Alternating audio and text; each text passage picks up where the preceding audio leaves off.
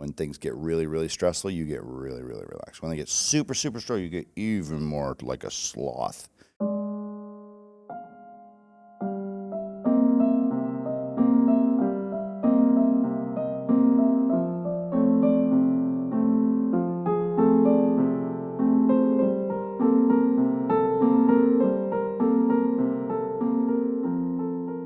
Hey everybody, welcome to today's episode of the Jeff Heilman Project. We're so glad that you're with us today. We're so glad that you're listening along for the audio listeners out there.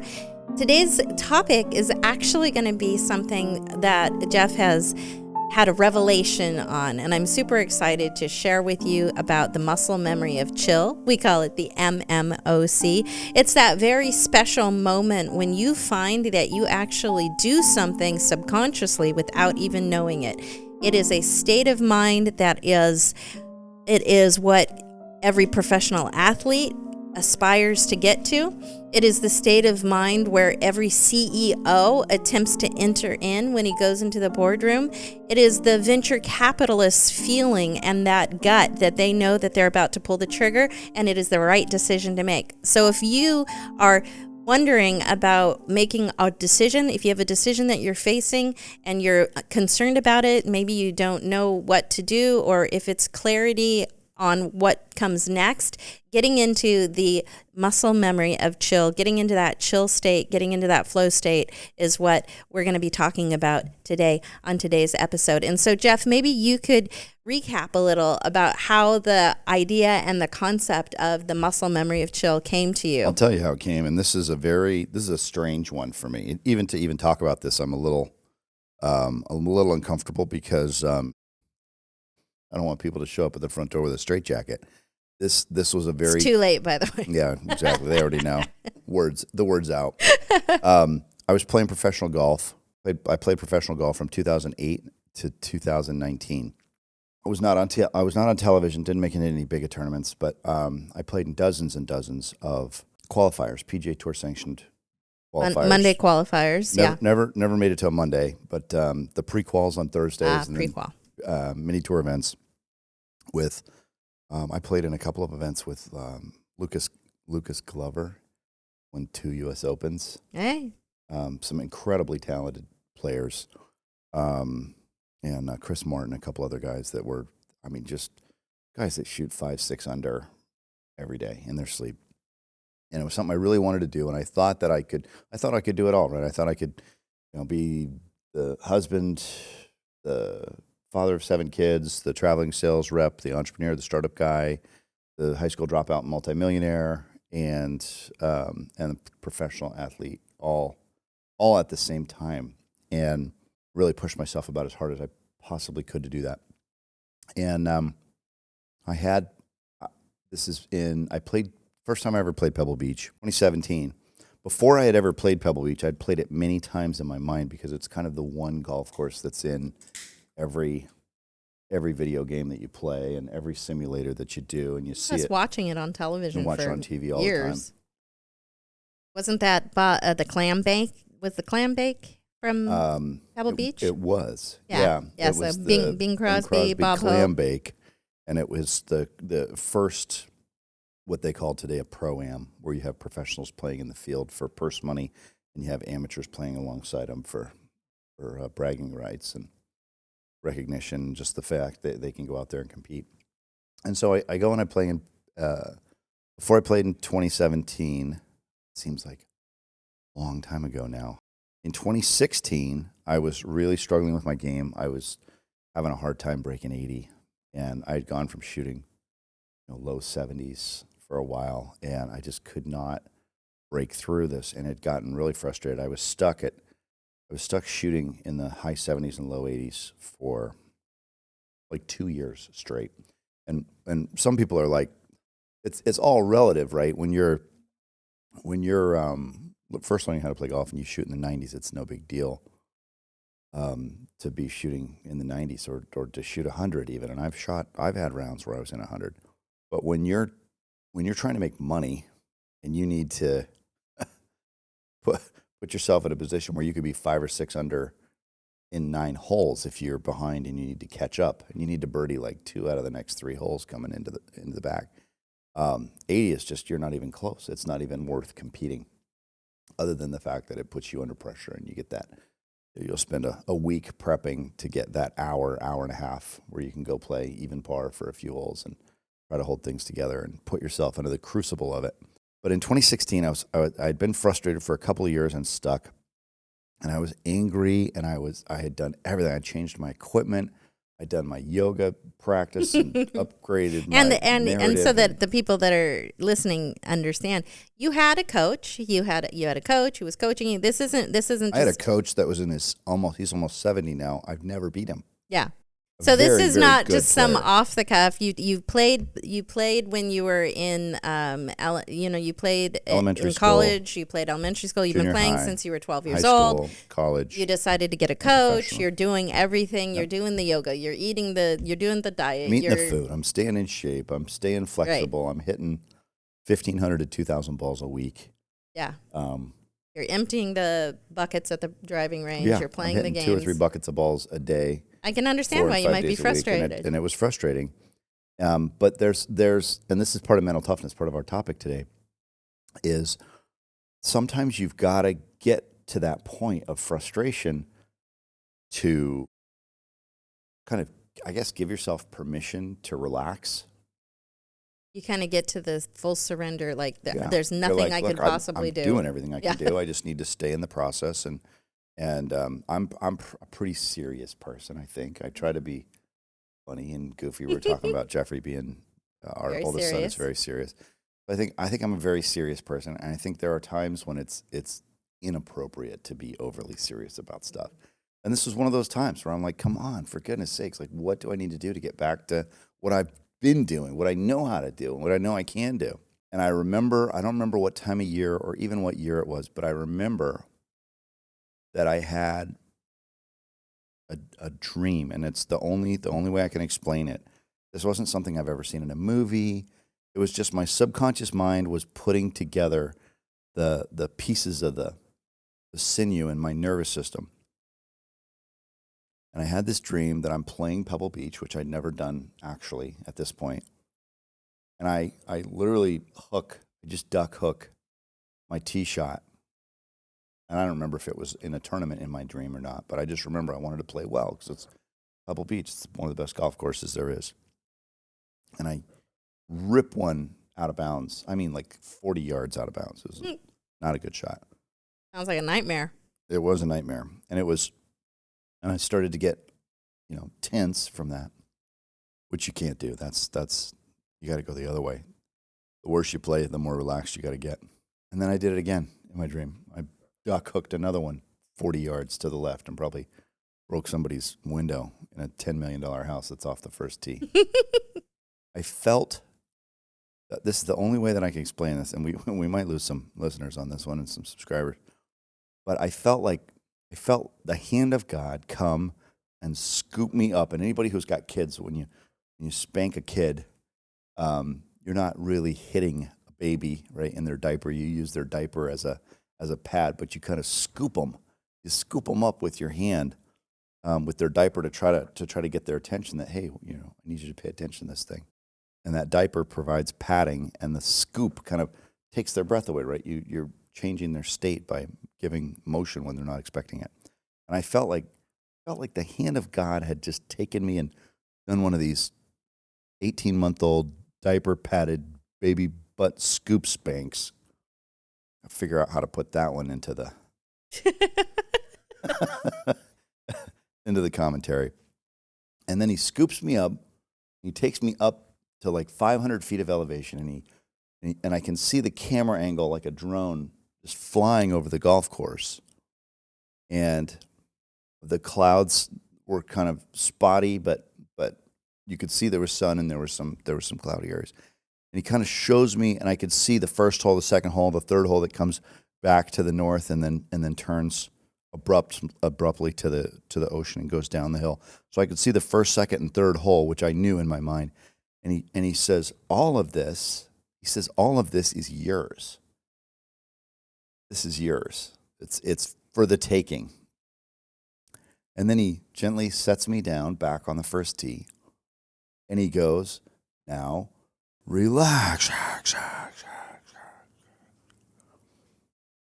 And I felt this wave, like we just watched Oppenheimer 2 weeks ago. It was like a shock wave went through my body.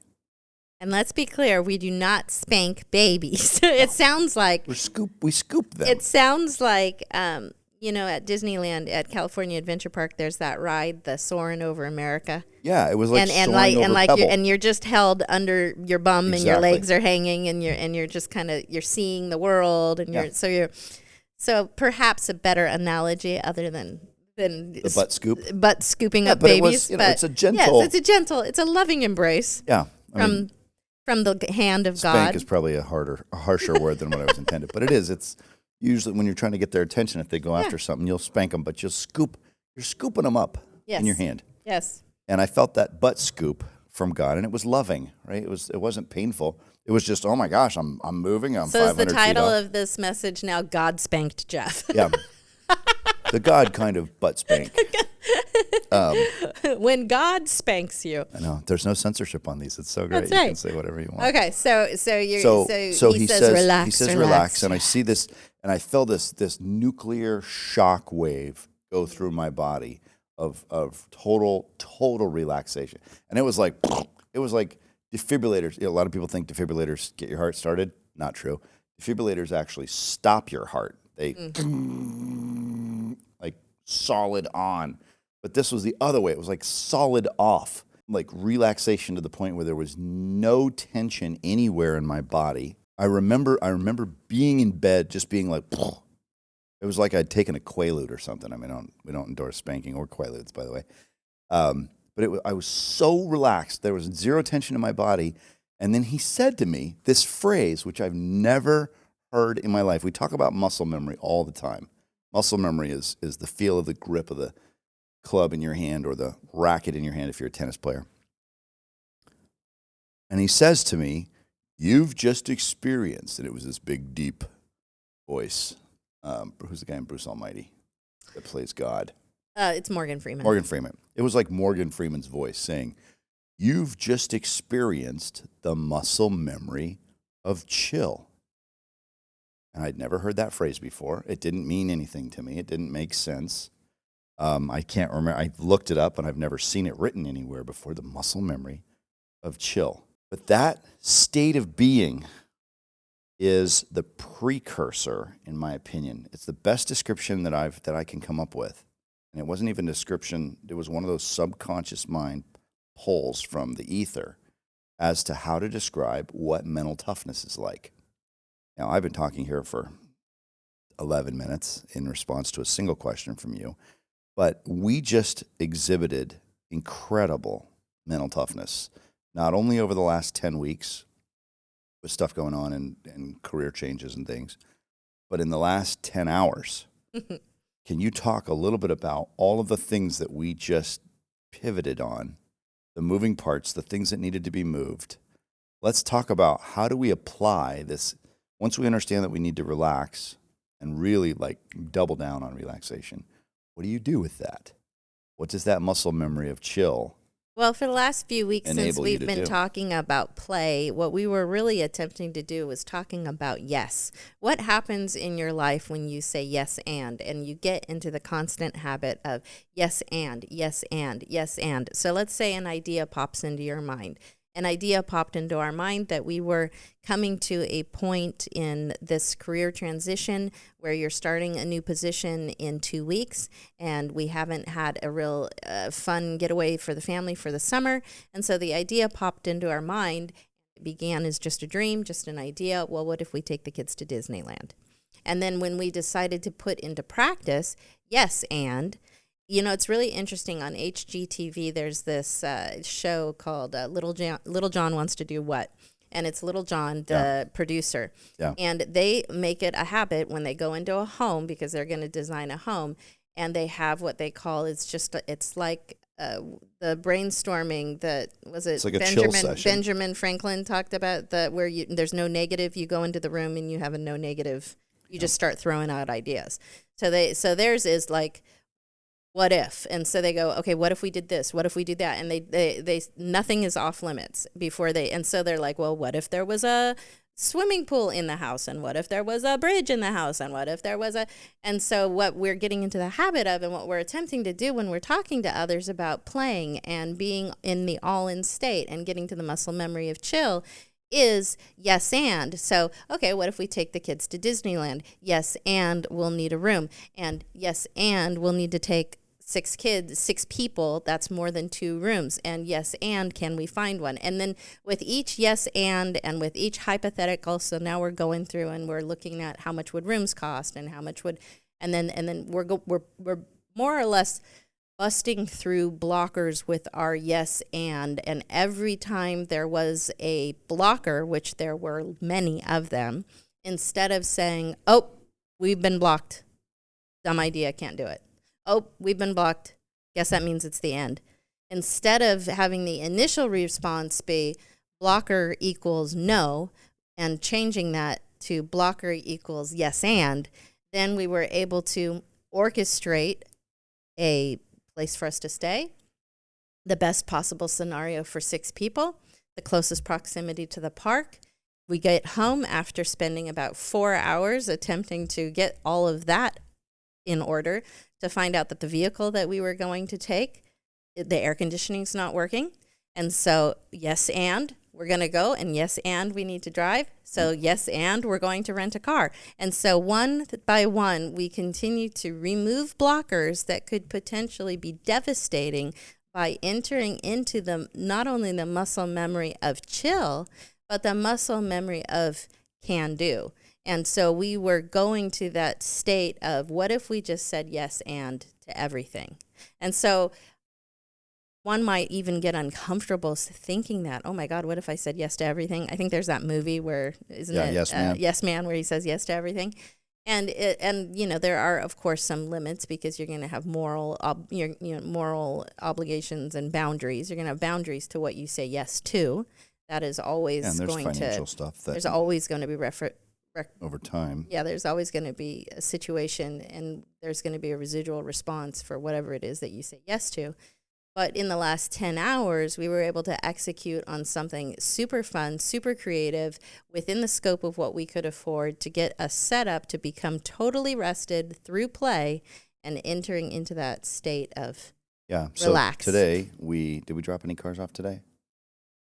When the last had the oil changed on the vehicle That's before we knew that it was going to be staying home, but it needed an oil change anyway. So we did an oil change on your Jeep. We did an oil change on the Suburban. We dropped off my car for repair at the body shop. I got some paperwork done for part of the movement to my next situation. Received an offer, accepted the offer. Planned a awesome family trip Planned a family trip to 6 Disneyland, people. which we're going to be leaving in just a few hours. We planned it today, and we'll be leaving and first we'll thing be in the morning. picking up the rental car by we got a in rental. few hours. We got a rental car. We figured out how to get 6 kids. The normal hotel situation for 6 people is 2 rooms. 2 rooms, which, if you're talking $1,000 a night per room, it's cost prohibitive to do 2. I just think it's too much. And then to be able to take the time off, to be able to get down there, and then the car with the AC issue, the Suburban was out, so we had to rent another car. And we also had to move volunteer hours for Andrew for Wednesday and possibly Sunday, hours for you at work for Wednesday and Sunday.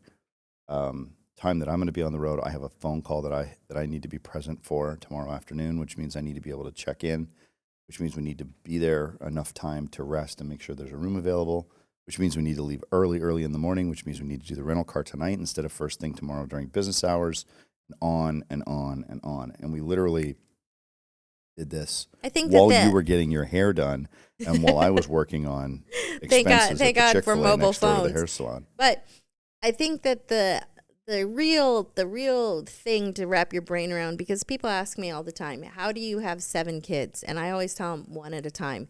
But even before having 1 at a time or having 7 kids or being able to move a huge, what is seemingly through really tough waters, is you have to have 2 things. Like Jeff's saying, you have to have a state of being relaxed, and you have to have a can-do attitude.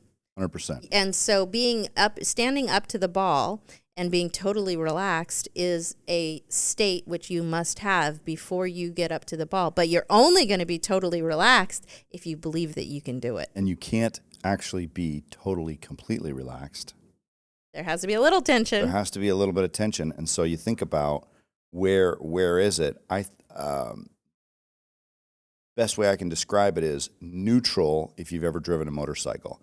So gears on a motorcycle are 6, 5, 4, 3, 2, neutral, 1.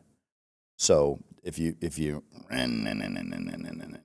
pop the clutch and nothing happens, it's in neutral. First gear is actually down, and then you go up 2. So you'd click it down into first gear, and then you'd click 2 up to get to second gear. The one click up from first gear is neutral, and I don't really know why that is, but it's just always, I guess it's there so that you can find it. You know, if you want to get to neutral, it's and then one click up, and then you can let the clutch out, and it'll be in first gear. That's the position that mental toughness is, in my opinion. That peak performance state when you're completely relaxed, and then one click up from that, which is just enough tension to be able to go through what you're doing. And that's what I'm talking about with a muscle memory of chill. As it was described, it was just described. I can't even say I invented it. More like I just pulled it out of the atmosphere somehow.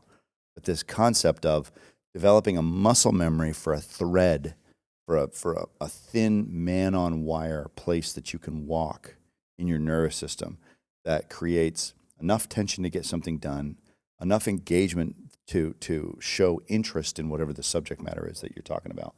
But that juxtaposed with a positive possibility outcome belief and inner narrative, and the relaxation to put your whole self into whatever it is that you're doing. And I don't know what this is, but anytime we're my office is in our bedroom because the kids are dispersed and all the rooms are full with usually AM and PM purposes built into them. But when I'm in the bedroom, I cannot focus when the door is open. Yeah. It must be closed. Well, you also have a defined muscle memory of getting up and close. Like the door has to be closed. That's part of your a trigger, a tick. It's when you controls the environment so that I can. When you get up to the ball, they always suggest that you have you use the same pre-shot routine. It's a part of your pre-shot routine. Yeah, it's my pre-shot closing routine the door, invoking a state of focus, for saying I'm now at work. That's right. And so as we close out today, I know it's a short episode, but clearly we have a trip to go on. And next week, what we're going to be talking about, in addition to this introduction to the muscle memory of chill, is we're going to be talking about muscle memory chill as it applies to athletes, as it applies to CEOs. So we are going to work to bring some examples of people who have gotten into that peak performance state. And it's more than just a peak performance state. It's recognizing that you can get into that groove each time. The muscle memory is something that every tennis player uses with their forehand and with their backhand professional. They have a certain way that they grip it. It feels the same every single time, so much so that racket becomes an extension of their body. And so when you enter into the muscle memory of chill, it's a chilled state that you are so comfortable, you know exactly how to get there right when you need it. You can sum it up. You can call it in whenever it's absolutely critical. Let's say you've got a meeting that you're going to. You've got your potentially. You're talking about a decision to make. Yeah, a decision to make. But if there's a way that you could just lower that gear and immediately enter into, or if there's a way that you could pre-shot routine, or if there was a trigger that you had where you could immediately into a state of chill. When we're having babies, when they're counseling us in, what is that? What did they used to call it when you would take the Lamaze? When you're in Lamaze, or when you're in your pre-birthing classes, when you're in midwife, they always say. I did those once with you. You did. They always say find Meridian Park Hospital and find a focal point. And when you can find a focal point, if you've got a little stuffed animal that you could bring, if you've got a place, like mine was. It was a Winnie the Pooh keychain. I had a Winnie the Pooh keychain. But I had this place in my mind that I could go where it was the beach and it was the waves coming onto the beach and going off to the beach.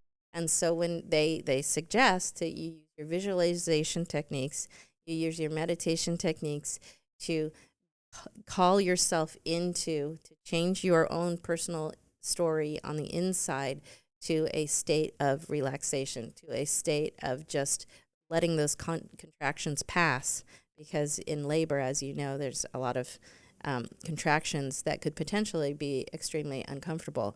But if you can breathe through it, and so what we're suggesting here, and through Jessica's analogies, is when those contractions of life start coming at you, you have to make certain decisions when you're in an awkward situation, when you are suffering from social anxiety. If you can, and you can't leave. A big decision to make, and you don't know how to pull the trigger on it.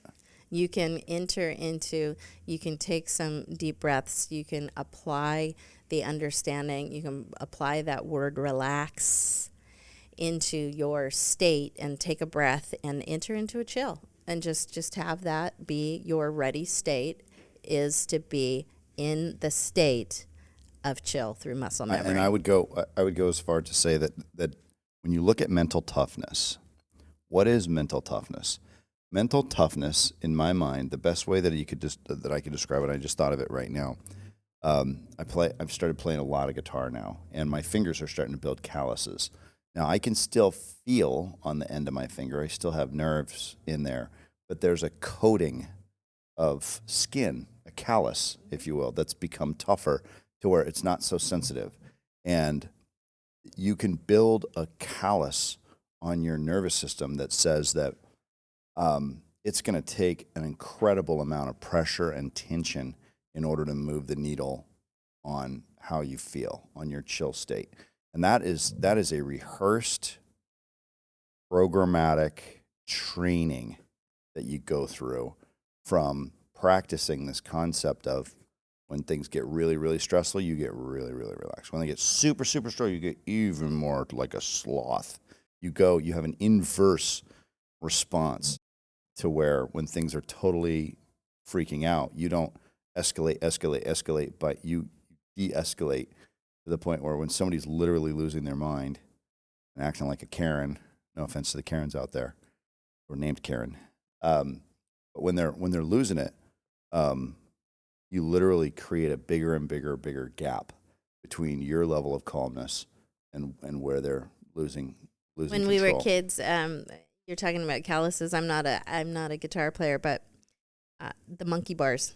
Remember, sure. Just right here, like right there, those four little pads of metatarsal your hand. phalange. There would, I mean, if you were active on the playground, you had calluses from the monkey bars. That's right. And or you were going around. And it didn't hurt after. Doesn't hurt. 2 or 3 weeks into school. It didn't hurt when you were a kid to go out for recess and play on the monkey bars.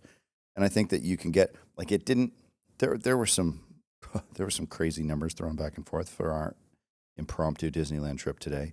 But Jessica and I didn't lose our stuff over it. We just worked through it. Said, okay, what are we missing here? Why does this look like it costs as much as it does? And we worked through it, and it was not an issue. We were able to come to an understanding of why we did what we did and why the solution made sense. And the other thing too is if you can keep from losing your cool, even some of the time, it will allow people to do their very best work under tough situations because they know that you've got their back and that you know that they have certain skills. Jessica, for example, she's really good at taking complex levels of data, planning trips, planning vacations, and looking at, here's our bigger, better deal. And the crazy thing about it is her bigger, better deal almost always costs way more than anything I could imagine spending money on. And then she breaks it down for me after why she's done it. And I'm like, oh, there's no way we could have done all the stuff that we're doing there's no way. I could never have planned to do that much stuff and get all the incorporations. And her mind just works better in that area. The complex sifting apart in the Strengths Finder test, I think strategy was number one for you. Yeah, strategy. Number one. And I think strategy was number 38 for me. She thinks in a way that literally sifts all the information in the data down to where the only possible viable option, the one that remains at the end of the last man standing, she's able to find the last man standing with regard to a solution to a problem in usually a few moments. And it's not a way that it's not something that can be taught. It even says in the Strengths Finder, this isn't something that can be taught. It's a natural way of being. But when you have the muscle memory of chill, and you can brand it however you want, but that was our understanding of it from that dream. When you do experience that muscle memory of chill, you can deal with yourself when you're in a state of chaos or misunderstanding in a way that allows other people to be the best versions of themselves and to put forth their best effort. And with that, we've got a few upcoming announcements. We're going to be publishing a newsletter on Saturdays in the next few weeks, so keep your eye out for that. It will be called Le Haute, Lehaute, Le Haute Bohème, and it's going to be all about the upper bohemian lifestyle, and we will describe that. World-class bohemian lifestyle. It is going to be a beautiful newsletter full of great pictures and just totally capturing, if you will. If you can imagine waking up on a Saturday morning and looking in your inbox and seeing a newsletter which is going to be inspiring you to live a upper bohemian lifestyle, and what that bohemian means is free. And so when you read something that's going to encourage you towards freedom and what it looks like to be able to aspire to the best versions of freedom that possibly you can imagine, you're going to want to sign up for the newsletter. You can go to the website right now, jeffheilman.com, and you can get an early sign up, and we will let you know as soon as that's Website's back out. up and running. Great job on that this You're week. welcome. Thank you for that. Thanks for coming and joining us and talking about the MMOC. MMOC. And we will to talk come more about that on in that the next episode. The first 8 chapters of Muscle Memory of Chill have already been outlined. So well, there you hopefully go. that'll Sounds be like we a got book 8 in the weeks. future. 8 weeks of content. That's right. Good night, everybody, and have an awesome day. We will send you some pictures if you follow us on Instagram at Jessica Builds, or at what is your Instagram handle? I think it's just Jeff Heilman. Jeff Heilman. Yep. And you'll see some fun pictures from Disneyland. You got it. Thanks for being with us.